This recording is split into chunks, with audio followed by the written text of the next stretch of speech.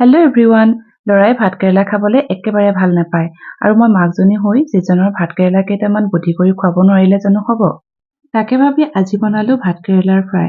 তাৰ কাৰণে লৈ লৈছো এয়া 2.5 চামুচ বেচন, 1 চামুচ পিঠাগুড়ি, আধা চামুচ কালজিৰা, অকণমান হালধি আৰু জোখ অনুপাতে নিমখ দি অকণমান পানী দি এটা পেষ্ট বনাই ললো।